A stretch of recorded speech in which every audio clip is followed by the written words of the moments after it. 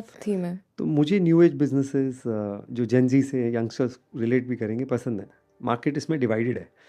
कुछ लोग इसको ट्रोल करते हैं, बोलते हैं कंपनीज कैश बर्न करती हैं, बट मेरा ये मानना है कि जो बिजनेस ऑलरेडी टर्न अराउंड हो गए हैं, देयर एबिलिटी टू पिवट, उस पर अगर आप फोकस करें तो मिस्टेक के चांसेस कम है। तो पहली चीज़, न्यू एज बिजनेसेस का बड़ा पोर्टफोलियो बनाइए भाई, एक ही में सारा पैसा मत डालिए, क्योंकि इसमें जीरो हीरो वाले ट्रेड होते हैं। जो खराब हो सकता है जीरो भी हो जाए, और जो अच्छा करेगा हो सकता है मल्टीपल टाइम्स हो जाए।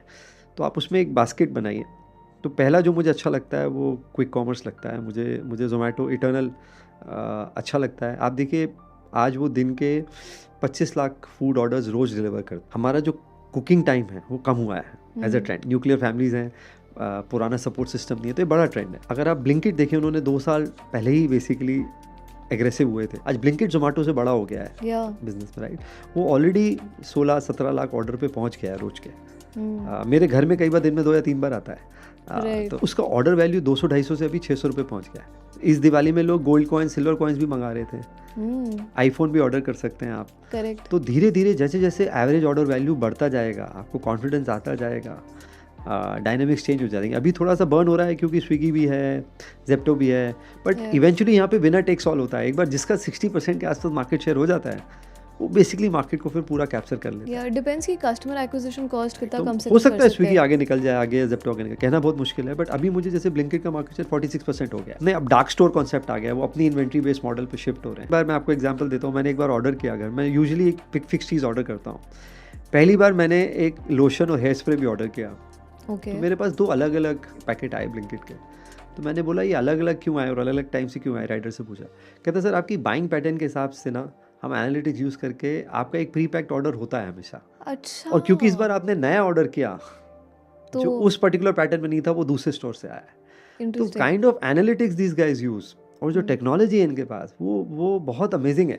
It's like they know us better than we know ourselves. वो बिरयानी वाले को, जोमेटो को बिरयानी वाले अलर्ट्स आएंगे, छोले भटूरे वाले को छोले भटूरे वाले। ये टेक बिजनेस है, और इसकी एबिलिटी टू पिवट खुद के उनके पास। मैं अभी पीछे लगा, हमारे नंबर ऑफ गिग वर्कर्स जो इंडिया में हैं 1.25 करोड़ है। जोमेटो के अपने पास कुछ मेरे ख्याल 25 लाख या 30 लाख राइडर्स हैं। तो आप कल को उससे लॉजिस्टिक्स करा सकते हैं। मतलब एक बार बिजनेस जब मैच्योर होता है, ability to pivot with technology बढ़ जाती है ना। तो एक उसमें इटर्नल आता है। हमें पेटीएम भी अच्छा लगता है जब से उसका फोकस आया है कि हमें पेमेंट और लेंडिंग बिजनेस पे ज़्यादा फोकस करना है।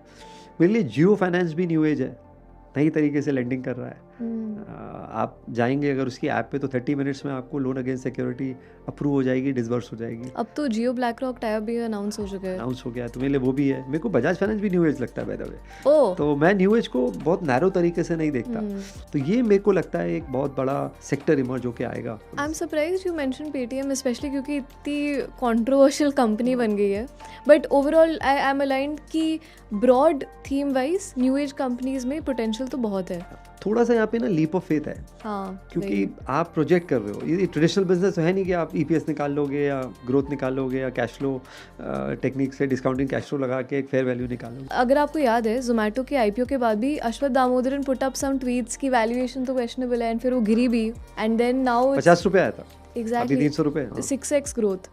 तो मुझे ऐसा लगता है कि बाजार यहाँ पे फ्यूचर ग्रोथ को ले रहा है। और तो इसमें अगर कोई डिसअपॉइंटमेंट हुआ तो मार भी बहुत पड़ेगी। तो आपको इसलिए मैंने बोला कि इसमें बहुत कॉन्सेंट्रेटेड मत रहिए, एक आइडिया में बास्केट बनाइए। जैसे वीसीज करते हैं ना, मैं नहीं बोल रहा हूँ कि स्प्रे एंड स्प्रे ये मत करिए कि स्प्रे कर दिया भाई कुछ चल जाए, ऐसा नहीं। थोड़ा मतलब, तो हम लॉस मेकिंग में नहीं करते। जहाँ हमें लगता है एक बिजनेस में टर्न अराउंड आ गया है या एबिटा पॉजिटिव हो गया है और यहाँ से एक हॉकी स्टिक अप्रोच होने वाली है, डिस्प्रपोर्शनेट अर्निंग बढ़ने वाली है, वहाँ पे इन्वेस्ट करते हैं। तो वो पहला फिल्टर हो सकता है।